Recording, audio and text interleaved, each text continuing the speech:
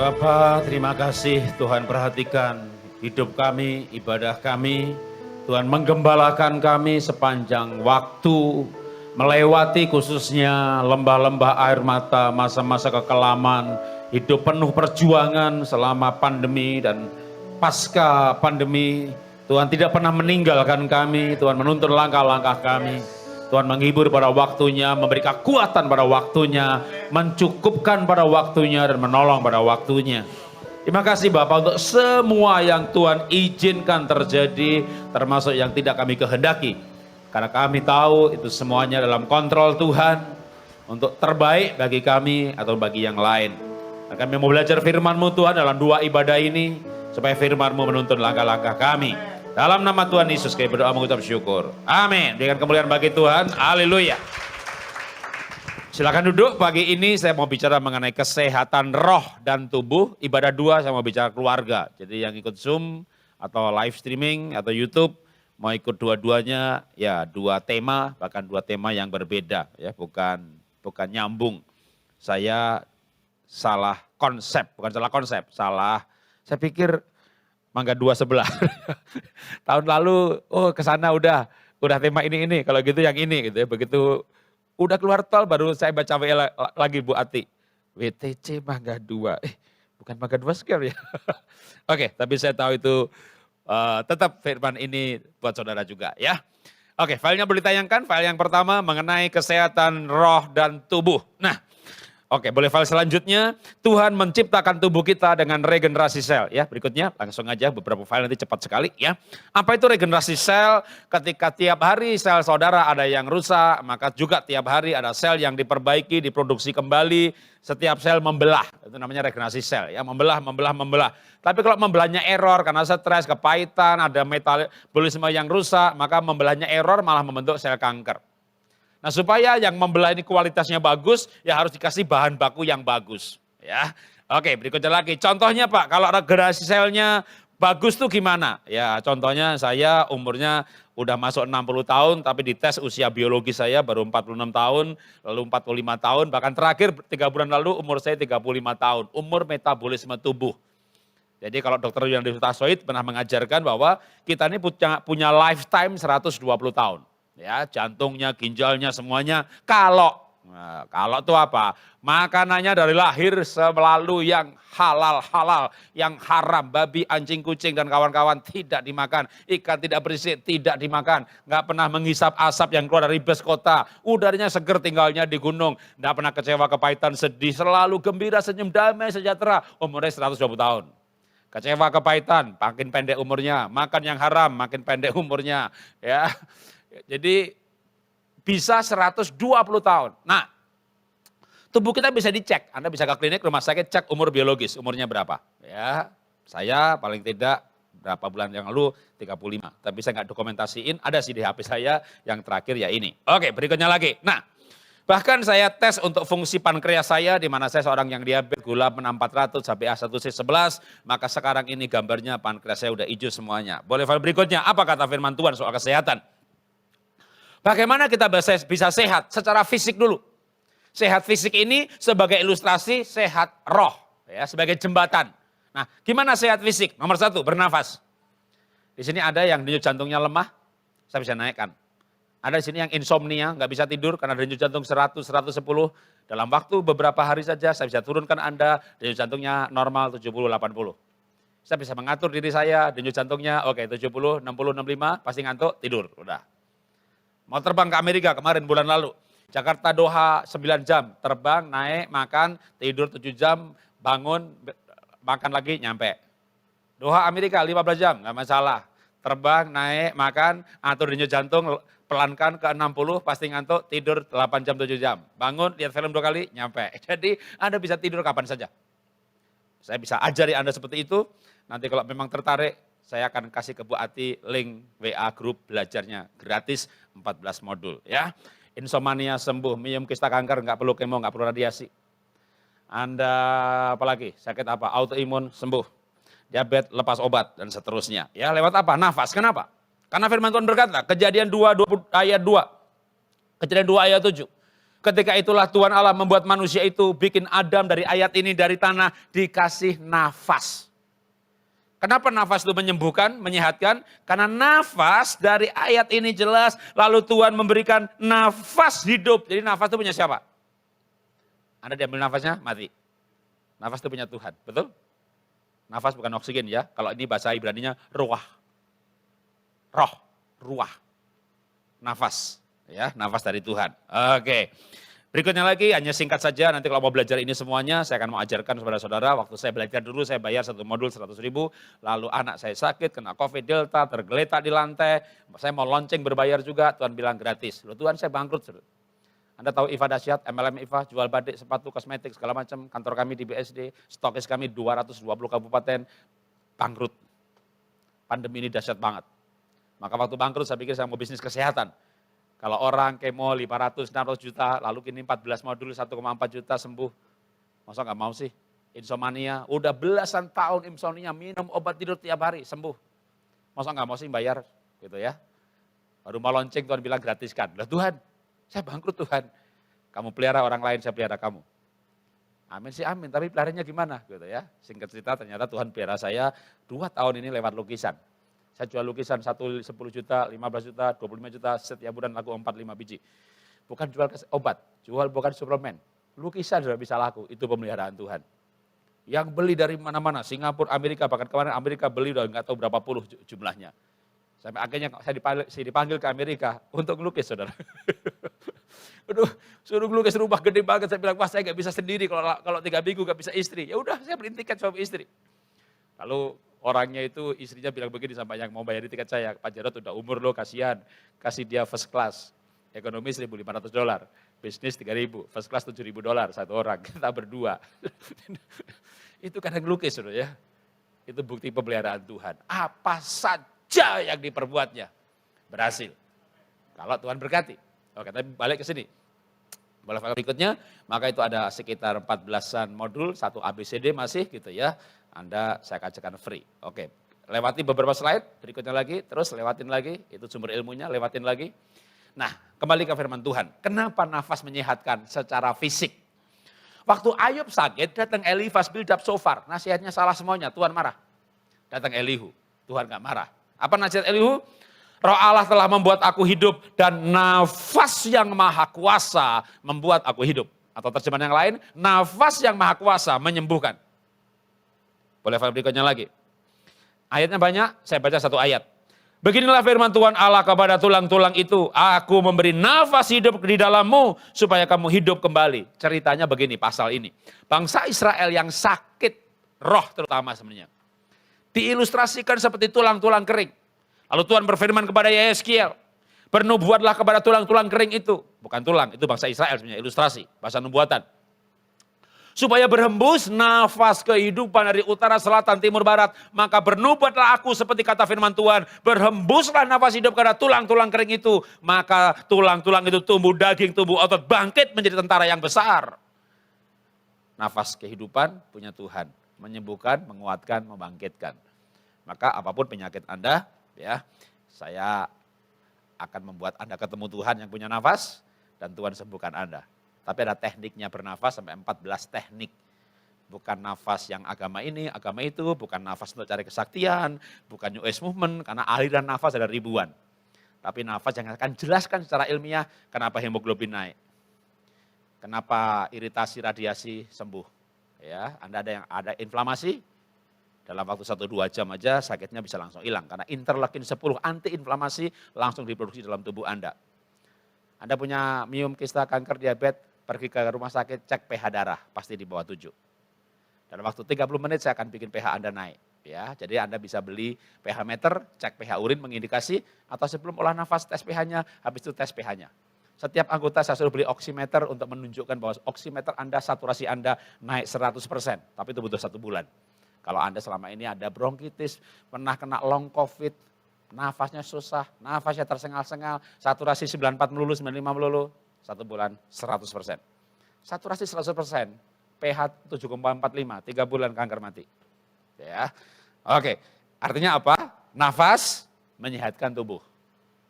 Nah, saya nggak bicara itu sebenarnya hari ini, itu pendahuluan aja. Tapi kalau mau belajar boleh ya.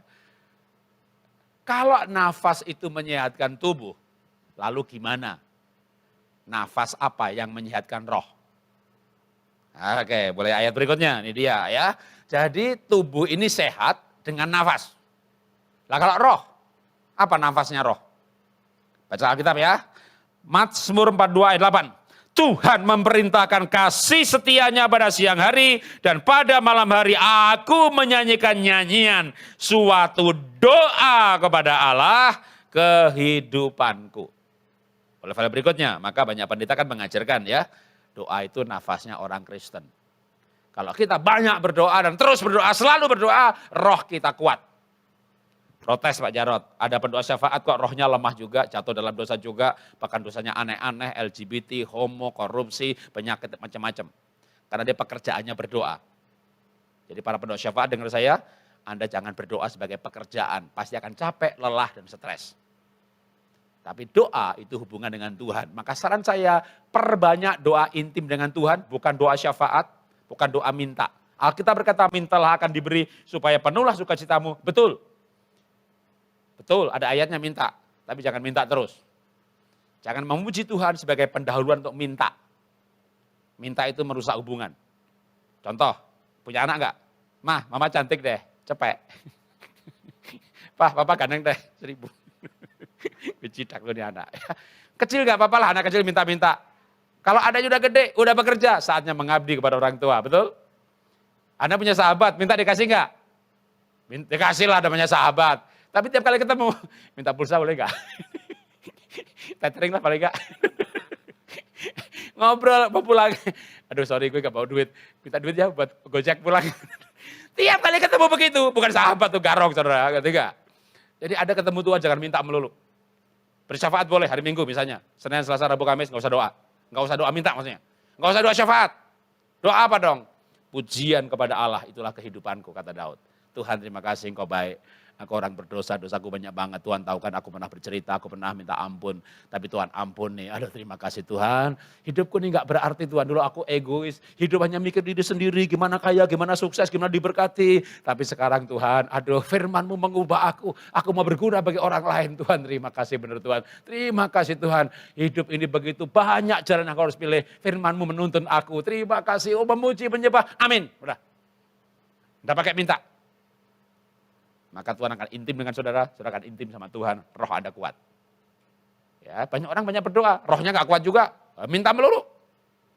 Doa, nyanyian atau pujian, maka bahkan kalau minta pun, minta ucapan syukur. Saya ajarkan, aduh sekarang saya udah masuk kelas, kalau ibu nanti kasih link, barangkali ada yang tertarik ya, mau belajar kesehatan, ada akan masuk kelas 71, maksudnya WA grup ke 71. Satu kelas 512 orang. Jadi saya baru launching 6 bulan yang lalu, 7 bulan yang lalu. 35.000 orang sudah ikut kelas kesehatan saya. Kalau lihat nomor WA-nya, oh 1 plus sekian, berarti San Francisco, berarti ini London, ini berarti Amerika, oh ini berarti Dubai, ini berarti udah seluruh dunia, tapi orang Indonesia semuanya. Maka saya ajarkan kepada mereka, misalnya sakit. Tuhan sembuhkan saya Tuhan. Enggak begitu doanya. Tuhan terima kasih, oleh bilur-Mu aku sembuh. Terima kasih Tuhan ciptakan mekanisme regenerasi sel. Cepat atau lambat, pasti saya sembuh. Doa, ucapan, syukur. Sini Mangga 2, rumah saya di Bintaro. Naik mobil nyampe, jalan kaki nyampe, sepeda nyampe. Yang penting arahnya benar, ke sana. Ya ke sana aja terus, nyampe. Kalau beda arah, nyasar. Selama Anda hidupnya benar, hidupnya sehat, nafasnya sehat, polanya sehat, tidurnya sehat, semuanya sehat, pasti sembuh, pasti. Enggak ada enggak. Kenapa? Tuhan disalib memangnya main-main drama. Alkitab berkata oleh bilurnya kita disembuhkan. Nah, maka doanya apa? Tuhan sembuhkan saya, makin sakit loh. Tuhan terima kasih. Alkitab berkata apa? Segala permohonannya sampaikanlah dalam ucapan syukur. Maka yang saya ajarkan, doa yang bikin roh kita kuat adalah doa ucapan syukur. Tuhan terima kasih, masa depanku luar biasa. Tuhan aku diberkati, aku bangkrut, tidak mengubah aku diberkati. Singkat cerita, ngelukis, laku juga. Bener kan diberkati? Jadi saya tetap berpikir bahwa saya orang ini berkati, saya tetap bersyukur bahwa Tuhan berkati saya. Dan waktu saya bangkrut, waktu saya bangkrut 2019 itu rugi 140 miliar. Tahun berikutnya dan utang 17 M. Tahun berikutnya pilot beneran rugi 120 miliar lagi. Saya rugi lebih dari 260. Saya bukan triliuner yang uangnya triliuner, begitu bangkrut tuh minus utang. Pernah cari foto saya, YouTube saya yang tahun 2019 sampai sekarang, lihat Anda stres, lihat Anda sedih, lihat muka saya nggak berseri-seri, nggak. Dalam kondisi seperti itu, bangkrut itu bukan cuma bangkrut ya, demo buruh, pesangon nggak cukup 25 miliar, pegawai 300, trading pegawai 300, itu melebihi pabrik yang jumlahnya 1000. 1000 pegawai, buruh, gaji 2,5 juta, paling 2,5 M. Nah kalau kita 300, gaji nggak cukup 2,5 M. Begitu bangkrut, namanya pesangon, yang ini 5 kali, ini 10 kali, ini 15 kali. Karena usaha kami dari tahun 92, berpikir untuk go public, malah bangkrut. Bangkrut 2019, pilot 2021. Cari YouTube saya sepanjang waktu itu, Instagram saya, Facebook saya, lihat wajah saya. Atau sekarang, lihat wajah saya. Wajah yang diberkati dan bersuka cita. Amin. Kenapa rohnya kuat? Karena ketika bangkrut pun saya ada doa, ucapan syukur. Tuhan terima kasih, aku gak mengerti kenapa bangkrut, tapi aku percaya Tuhan tidak meninggalkan saya, Tuhan menyertai saya, dan saya tetap orang yang diberkati. Itu diucapkan begitu, belum laku jual lukisan. Dalam pergumulan itu ya pasti pernah nangis juga sih, pernah nangis ya kan, begitu bangkrut gitu ya lah nangis saudara. Walau ku tak dapat melihat. Wah nyanyinya lagunya tiap hari itu aja saudara. Walau ku tak dapat berharap atas kenyataan bangkrut, kenyataan, wah anak sakit COVID lagi, istri ketularan lagi, pembantu 3, 2 pulang kampung, 1 tergeletak lagi. Ya sedih juga, nangis juga. Tapi karena doanya, ucapan syukur, tetap intim dengan Tuhan, merasakan pertolongan Tuhan. Begitu lukisan laku satu, upload Instagram, laku lagi, upload lagi, laku lagi. Tiap minggu laku 1, bahkan sebulan laku 45. 56 rata-rata. Waduh, begitu dapat order lukisan, langsung setel lagu. Tuhan selalu menolongku. Waktu sebelum saya bangkrut, saya di Kanaan. Di tanah perjanjian. Kerja 1 bulan, bisa makan 5 tahun. Begitu bangkrut, kayak ke padang gurun. Mana Pak yang lebih bahagia? Sama aja. Di padang gurun, lihat mana tiap hari. Di padang gurun, saya lihat tiang awan, tiang api. Di padang gurun akrab sekali dengan Tuhan, pemeliharaan Tuhan nyata sekali dalam hidup ini. Maka kalau Anda punya roh kuat, doanya saya ajarkan. Ucapan syukur. Apapun keadaannya. Apapun keadaannya. Kalau Anda doa ucapan syukur, roh Anda kuat. Oke, berikutnya lagi, kembali kepada modul pertama utamanya, regenerasi sel. Supaya sehat, maka nafas, waduh banyak banget nih. Inilah kenapa 14 modul ya. Saya akan ajarkan deep sleep supaya tidur pules, olahraga, body stretching, lalu olah nafasnya bikin hati pikiran, saturasinya ideal, makanannya tepat, dan seterusnya. Oke, sekarang kita bicara makanan yang tepat ya. Makanan yang tepat itu obat. Obat itu, makanan yang tepat itu obat. Makanan itu obat. Jangan obat jadi makanan. Ya. Nah apa itu makanan yang sehat? Firman Tuhan berkata, aku berfirmanlah Allah, lihatlah aku memberikan kepadamu segala tumbuh-tumbuhan yang berbiji di seluruh bumi, dan segala pohon yang berbiji, yang buahnya berbiji, itu yang akan menjadi makananmu. Kejadian pasal 1 sampai pasal 8 manusia vegan, nggak makan daging.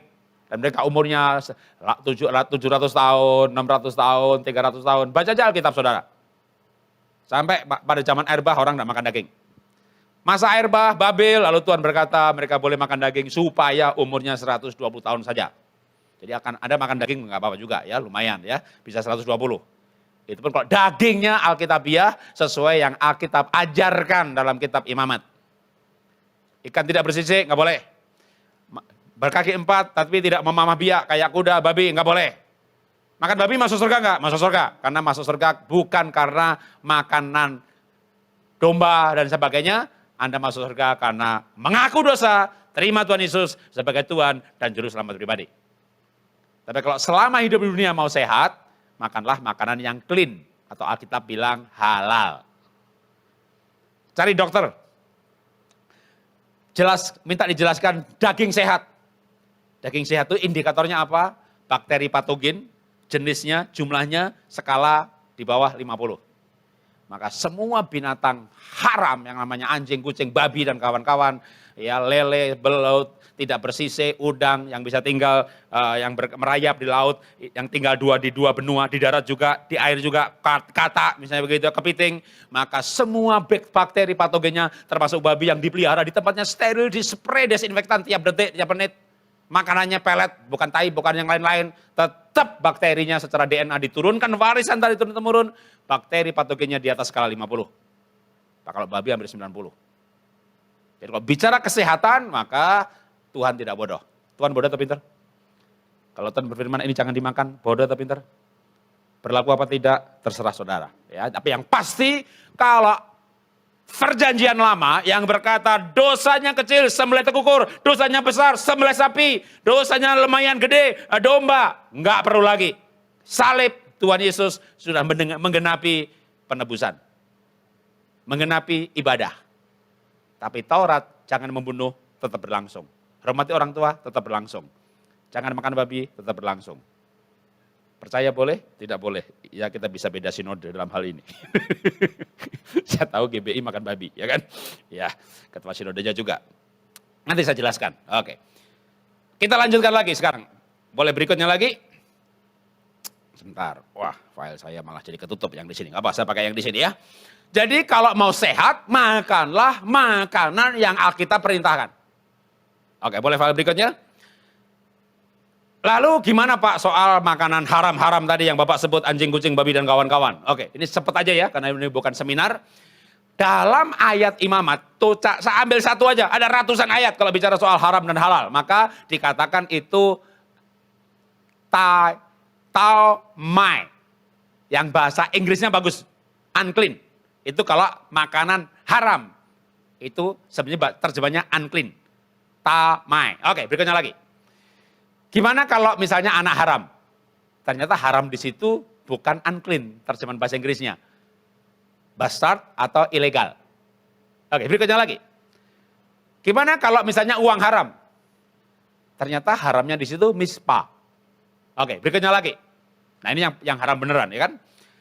Kalau Pak Korintus berkata, segala sesuatu halal, tentu dibalikannya haram. Maka haram halal di situ ternyata juga kalimat yang berbeda, kata yang berbeda. Berikutnya lagi. Apa maksud saya? Maksud saya begini. Harusnya babi haram, itu salah terjemah. Nah ini baiknya, kalau orang karismatik saya ngomong gini senang ya. Anak haram itu haram. Uang, riba, hasil penipuan itu haram. Dalam arti benar-benar kalau cari uangnya begitu dosa masuk neraka. Karena haram. Tapi babi itu unclean, mispa, unclean. Unclean itu tidak bersih. Jadi bukan haram sebenarnya ya. Kalau bahasa Inggris terjemahnya bagus. Jadi makan babi boleh Pak? Boleh, tapi cuma nggak bersih aja. Nggak sehat. Lah itu Pak orang Tiongkok Pak umurnya 100 tahun. Nah makanya ini bisa dijelaskan. Kalau haram halal itu betul nggak boleh, namanya dosa. Tapi clean, unclean, jadi nggak bersih. Ya bisa dibersihkan. Habis minum babi, minum baik clean. Bukan, nanti anak mati semuanya ya. Makanya kalau makan babi, banyak-banyak makan bawang putih kayak orang Tiongkok. Kalau makan ikan macam-macam termasuk yang tidak bersisik, makan wasabi kayak orang Jepang. Kalau makan soto, makan daging, mana merah segala macam, makan tuh toge mentahnya, ya kan? Itu cleanernya. Ya. Anda makan Korea yang banyak daging. Ya, restoran Korea ala Indonesia. Sayurnya dikit banget. Pergi makan di Indonesia, di Jakarta cari restoran Korea original. Nanti itu namanya baskom yang isinya daun-daunan macam-macam. Termasuk kayak kemangi yang lebar, itu cleanernya. Itu banyak, jadi ambil sayurnya, daging masukin dibungkus. Makan, orang Indonesia all you can eat Korea. Ngapain makan sayur? Nggak usah. Dagingnya aja, matilah kau. Matilah kau dalam kedagingan. Ada makan unclean-nya semuanya. Jadi kalau mau makan unclean, harus makan cleanernya gitu loh.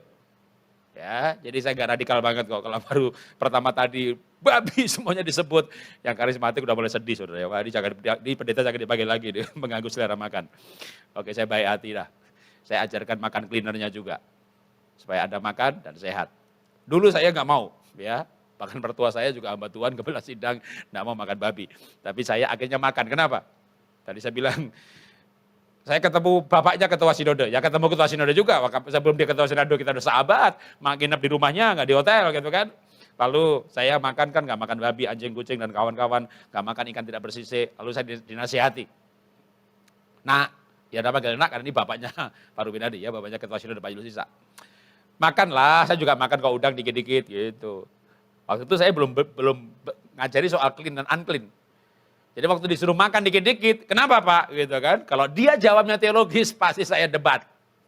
Paling nggak saya juga dokter teologi ya.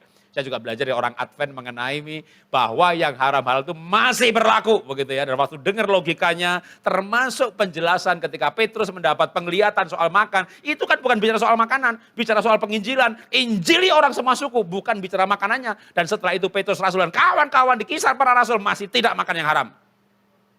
Jadi sebenarnya masih berlaku.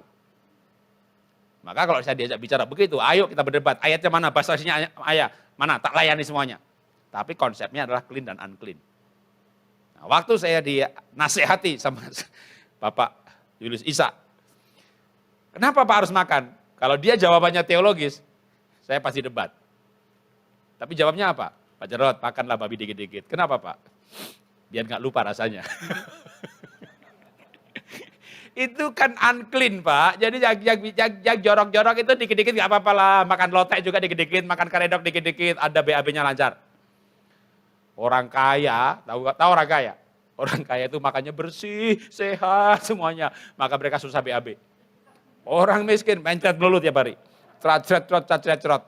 Jadi kita harus makan yang kotor-kotor juga, makan bakteri dikit-dikit, bakteri yang di babi lah, bakteri yang di karedok lah, yang di terasi lah gitu ya. Anda BAB lancar. Orang terlalu sehat malah kena autoimun atau kena virus. Tapi tidak boleh banyak-banyak. Kenapa? Karena nggak bersih. Atau makanlah pembersihnya. Ya, itu kita bicara sehat badan. Makanan buat badan. Ini hanya jembatan aja nih. Supaya sehat, nafas. Ya, itu nafas badan. Rohnya, doa. Supaya badan sehat apa? Makan apa? Ya makan yang sehat. Anda makan yang tidak sehat, regenerasi sel, selnya membelahnya kualitasnya jelek. Anda makan yang sehat, kalau orang Yahudi itu pintar-pintar. Kenapa? Makanannya sehat kan, kosher, semua Taurat diikuti. Maka kalau makanannya sehat, sel membelah dengan kualitas yang bahan baku pembelahan itu bahan bakunya bagus. Udah, otak Anda bagus, badan Anda satu, jantung Anda bagus. Bahkan kita mungkin punya harapan hidup bisa 120 tahun. Walaupun istri saya tak ajak hidup 120 tahun, dia nggak mau. Ya 90 cukup lah, 80 oke lah. Ya kapan Tuhan panggil pun jadi, tapi janganlah 120. Kenapa? Kalau kita 120 tahun, nanti WA grup semuanya tinggal kita berdua. Yang lainnya mati semuanya. Oke, boleh file berikutnya. Nah, kalau makan itu makanan sehat-sehat buat badan, makanannya roh apa dong? Oke, kita baca ayatnya ya, makanannya roh. Amos 8 ayat 11, sesungguhnya waktu akan datang, demikian firman Tuhan Allah, aku akan mengirimkan kelaparan ke negeri ini, bukan kelaparan akan makanan dan bukan kehausan akan minuman, melainkan mendengarkan firman Tuhan. Berikutnya lagi, Matius 4:4. Tetapi Yesus menjawab, ada tertulis manusia hidup bukan dari roti saja, tetapi dari setiap firman yang keluar dari mulut Allah. Mau sehat? Makan apa? Roh, untuk sehat roh, makan firman. Pak, itu pendeta Pak, tiap hari khotbah Pak, tiap hari baca Alkitab, sakit juga. Sekali lagi, dia baca Alkitab tidak untuk makan, tapi untuk kerja. Kerjaannya khotbah, jadi baca Alkitab itu kerja. Habis itu nggak dapat lagi, besok mau khotbah apa? Udah, baca Alkitab stres, khotbah apa ya stres, matilah dia saat baca Alkitab. Maka kalau Anda baca Alkitab itu bukan kayak absen ya, yang penting pagi-pagi saat teduh baca Alkitab, kalau enggak rasanya berdosa, dikejar rasa berdosa, dikejar rasa bersalah, hormonnya kacau, sehatnya kacau. Anda baca Alkitab itu makan. Makan itu apa? Menikmati, kunyah pelan-pelan, renungin pelan-pelan, boleh siang, boleh pagi, boleh malam, enggak harus pagi ada ayatnya, malam ada ayatnya. Ibu pagi-pagi harus nyiapin makan buat suami, harus nyiapin makan buat anak-anak sekolah. Mereka semuanya pergi jam 10 nganggur, baru saat teduh. Saya nggak mengajarkan saat teduh itu harus pagi-pagi Pak, pertama Pak, sebagai persembahan Pak. Ibu bangun tidur lalu nyembah Tuhan, ya maulah sama suami, mana kopi, mana sarapan, sebentar menyembah dulu gitu ya kan. Itu bikin sakit, kenapa? Digebuki suami.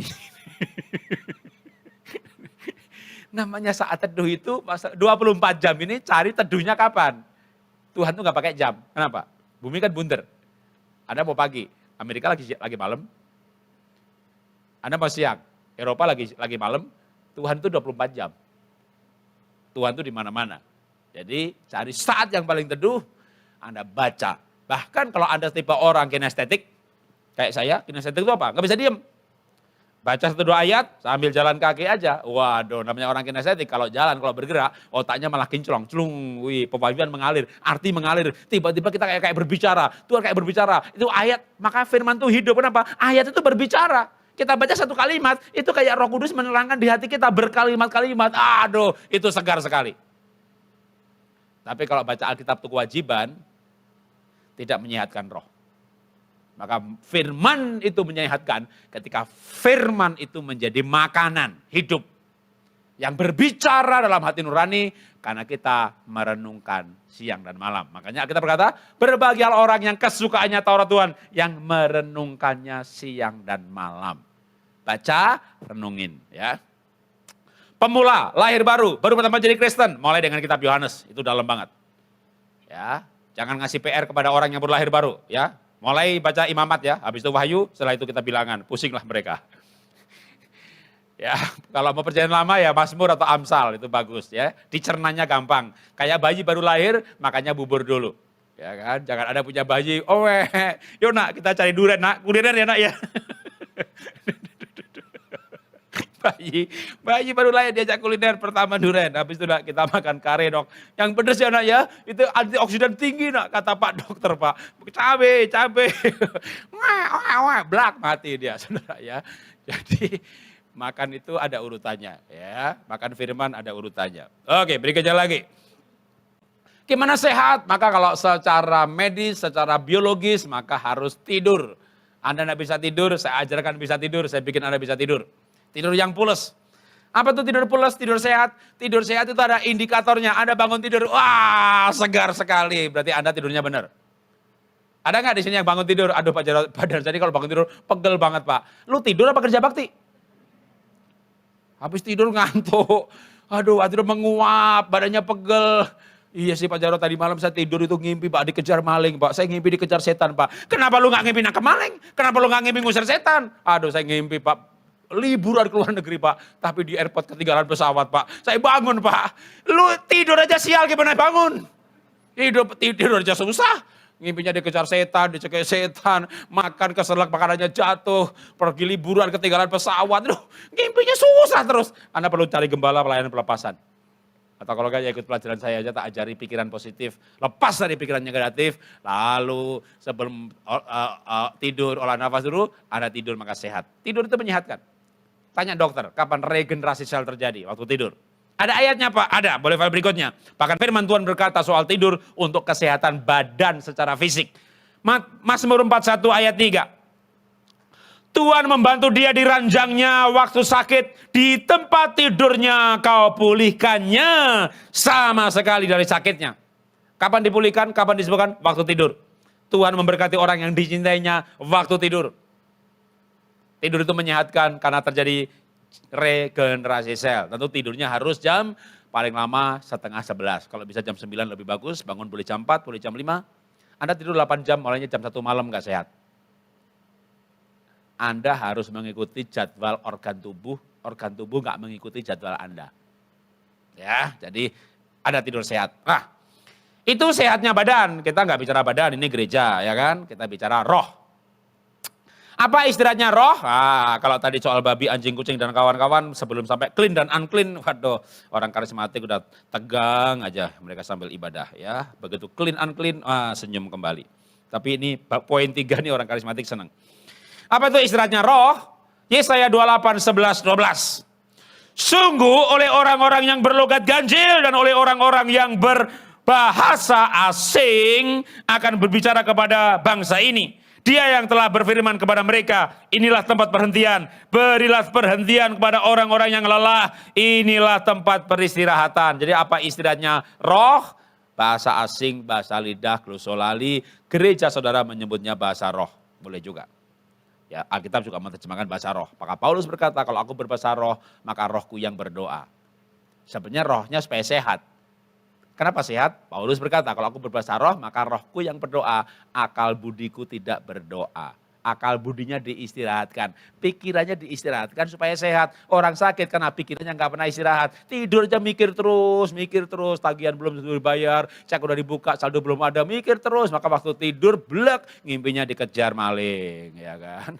Ngimpinya didatangi debt collector. Aduh, belajar untuk berserah, kalau udah yang dilakukan maksimal, kita menyerahkan sama Tuhan supaya tidurnya enak. Nah istirahatnya orang roh kita adalah berbahasa roh. Udah gereja ini gak perlu ditekankan lagi soal hal itu, udah melakukan. Lanjutkan lagi, jam berapa sekarang? Dikit lagi ya.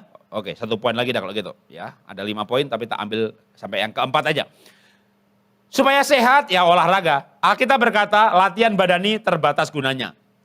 Alkitab tidak berkata latihan badani nggak ada gunanya, enggak. Terbatas tapi tetap ada. Justru saya menekankan yang terbatas ini pun ada. Nggak bisa kebaktian terus, makan terus, nggak olahraga. Ada harus olahraga. Ya. Kenapa badan saya slim, perut saya nggak ada? Ya bangun tidur sambil olah nafas, sambil olahraga. Yang udah umur cukup sambil duduk, angkat kaki, kalau perlu kakinya pakai sepatu atau dipasang beban 1 kilo, ototnya kuat. Kenapa sakit lutut? Karena tulang ini bunder, tulang bawah, ada engsel, bola, lalu tulang. Nempel. Kenapa nempel? Karena tulangnya nggak ditahan sama otot. Maka kita harus latihan otot. Supaya otot pahanya kuat, dia nahan tulang supaya nggak nekan ke bawah. Maka latihan otot. Ya, banyak orang Tionghoa sini, olahraga yang paling hebat adalah olahraga yang tidak bergerak, namanya ingtung. Pantatnya dimundurkan, ya, jangan lututnya dimundurkan, jangan lututnya dimajukan, nanti kaki dengkulnya sakit. Ya, begini, pantat yang dimundurkan, lalu begini. Ya. Kuat 1 menit, selesai. Kuat 5 menit, besok naik lagi.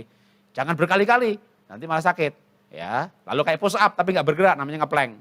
Tapi jangan ngeplank terus 15 menit, waduh, sakit pinggang pasti. Jadi cukup 1 kali aja ngeplank.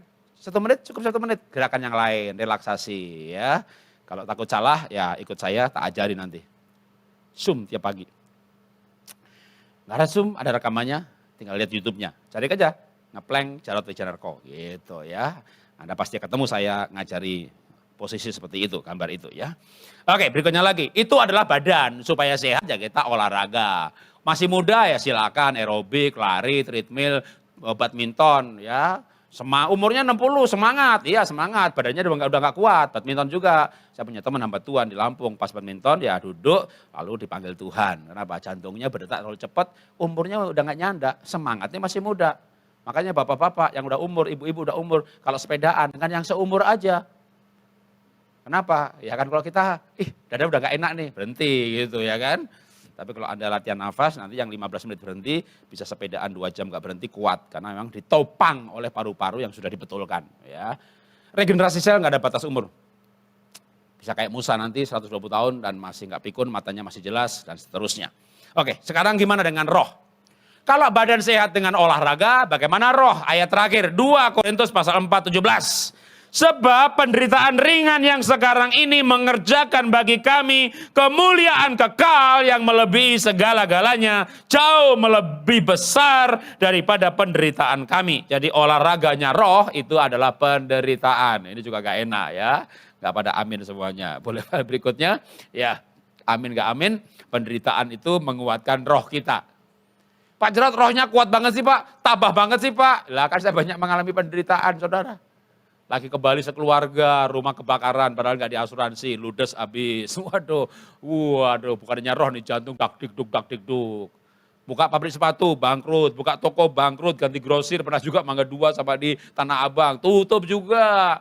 Ganti direct selling, hancur. Akhirnya buka MLM tahun 2000, baru sukses. 2019, jatuh lagi, boom, habis. Waduh, maka saya tabah banget.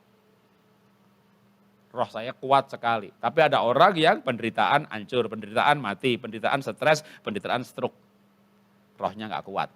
Tapi kalau responnya benar, bergaul dengan Tuhan, waduh Paulus dicambuk, didera, Paulus dilempari batu, Paulus dipenjara, sampai matinya sampai di penjara, rohnya dia luar biasa. Dia berkata, manusia batiniahku, manusia lahiriahku merosot. Tapi manusia lahiriah, manusia batiniahku makin kuat, rohnya makin kuat. Dan itu namanya, ya kalau nggak penderitaan terlalu ekstrim, namanya proses kehidupan. Jadi hidup ini sekolah kehidupan. Nanti pas dipanggil Tuhan itu diwisuda. Targetnya apa? Keserupaan dengan Kristus. Maka Tuhan izinkan kita ujian, pencobaan, masalah, itu namanya ujian. Ujian bikin kita naik kelas kan? 1 SD, naik 2 SD, 1 SMP, naik 2 SMP, kan harus ujian. Ujian gak ikut, lari. Ya nanti dipanggil lagi, ujian susulan. Ujian susulan, soalnya lebih berat. Maka kalau ada ujian, jangan menghindar. Bagaimana menghadapi ujian? Respon. Respon kita. Ya nggak gampang ya, bangkrut kejeger. Kan bukan cuma bangkrut tuh, demo buruh. Wah dihantam platform Lazada, Salora segala macam, namanya retail. Wah omsetnya turun. Saya seperti mungkin juga di toko ini atau saudara punya dagang. Ya saya juga mengalami. Omset nyungsep, bung. Biaya tetap jalan terus. Wih, saldo mulai turun. Ya saya bilang tadi, dalam 3 tahun 240 miliar habis. Habis bis, kita bangun usaha dari tahun 92. Nangis juga sih. Walau ku tak dapat melihat semua rencanamu. Kita kayak gak bisa lihat rencana Tuhan. Sampai hidup mengirit-irit, semuanya diirit-irit. Punya ide ya, dulu kan waktu kecil suka ngelukis ya. Gimana kalau ngelukis, tapi laku apa enggak? Jual sepatu aja susah, jual lukisan. Kalau nggak dicoba gitu ya, coba lukis, upload Instagram, lu ada yang beli, aduh ganti lagu. Tuhan selalu menolongku. Waktu kita merasakan pertolongan Tuhan, roh kita meledak-ledak. Tapi masih ragu-ragu. Lukisan 1 laku, makan sebulan, bulan depan laku gak? Laku lagi. Tiap minggu malah laku 1. Aduh, makin kuat ini roh. Udah enggak takut lagi. Apapun yang terjadi, Tuhan menyertai. Mari kita tunduk kepala, kita berdoa. Tuhan, kami mengucap syukur dengan kehidupan yang kami sempat tidak pahami dan tidak mengerti, tetapi akhirnya kami mengerti, bahkan kami bersyukur dengan hidup ini, karena Tuhan tidak pernah meninggalkan kami. Melalui semua yang terjadi, roh kami jadi kuat. Kami makin dekat dengan Tuhan. Dan kami menikmati hidup ini bersama dengan Tuhan. Terima kasih Bapa untuk ibadah hari ini. Dalam nama Tuhan Yesus kami sudah belajar firman-Mu. Haleluya. Amin. Tuhan berkati.